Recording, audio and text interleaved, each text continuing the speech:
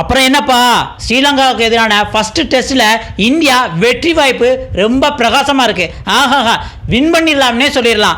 ஆனா Indian side பேட்ஸ்மேனும் வந்து ரொம்ப சொதப்பிட்டாங்கன்னு தான் சொல்லலாம் செகண்ட் இன்னிங்ஸ்ல. ஏன்னா கொஞ்சம் ஜஸ்ட் மிஸ் ஆயிருந்தா அப்படின்னோம்னா இந்தியா நிலைமை வந்து ரொம்ப கவலைக்கிடமாக இருக்கும்.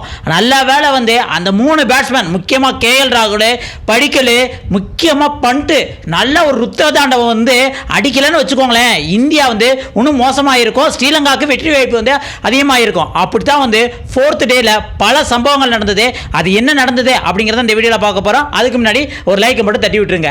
அதாவது வந்து 3rd டே முடிஞ்சு 4th டே வரப்ப இந்தியா தான் பேட்டிங் செகண்ட் இன்னிங்ஸ் ஆட வந்தாங்க. ஏன்னா 284க்குலாம் வந்து ஃபர்ஸ்ட் இன்னிங்ஸ்ல ஸ்ரீலங்கா சுருண்டுட்டாங்க. இந்தியா ஏற்கனவே ஃபர்ஸ்ட் இன்னிங்ஸ்ல 462 ரன் அடிச்சு வந்து ரொம்ப ஸ்ட்ராங்கா இருந்தாங்க. இது மட்டும் இல்லாம இந்தியா வந்து ஒரு 172 ரன் வந்து லீட்ல இருந்தனால செகண்ட் இன்னிங்ஸ்ல ஒரு 200 250 ரன் வந்து அடிச்சா இருந்தா கூட வந்து ஈஸியா வந்து 400+ ரன் வந்து இந்தியா வந்து டார்கெட் கொடுத்துடலாம் ஸ்ரீலங்காக்கு அப்படின்னு நினைச்சிட்டு இருக்கல. 4th டேல வந்து செகண்ட் இன்னிங்ஸ் ஆட வந்த இந்தியா வந்து ஆரம்பத்துல இருந்தே கொஞ்சம் சொதப்பல வந்துட்டாங்க.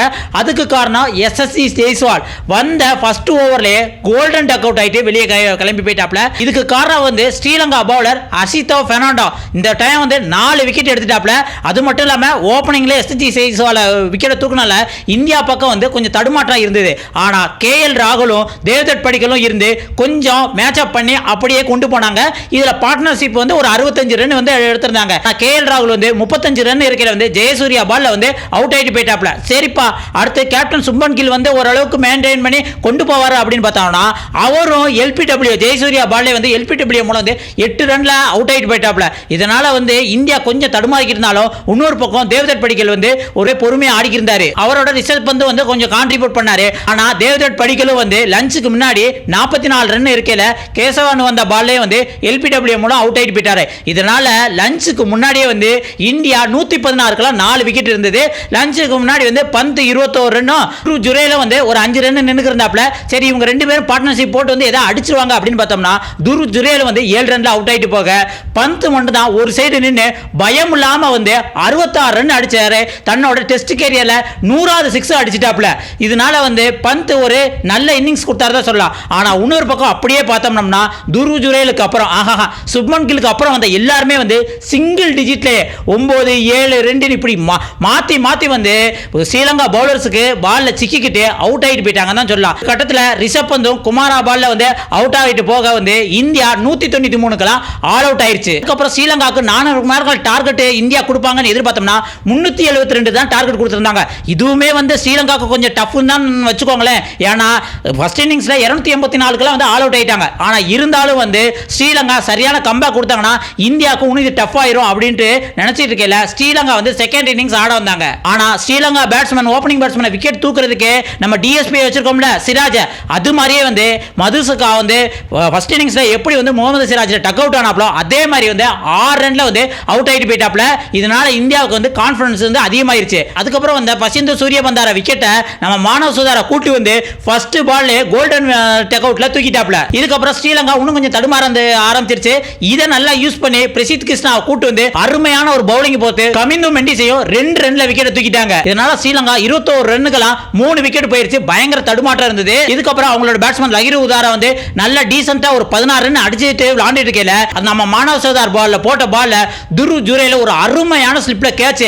அது கேட்சா நாட் அவுட்டா அப்படிங்கிறது வந்து ஒரு கேள்விக்குறியா இருந்தாலும் வந்து ஸ்ரீலங்கா அம்பையர் வந்து அந்த புரோட்டோகாலை யூஸ் பண்ணி பால் வந்து விரலுக்கு அடியில் இருந்த ஒரே காரணத்தினால வந்து அது கேட்ச் அவுட்னு சொல்லிட்டு 16 ரன்ல வந்து லகிரு உதாராவும் வெளியில போயிட்டாப்ல.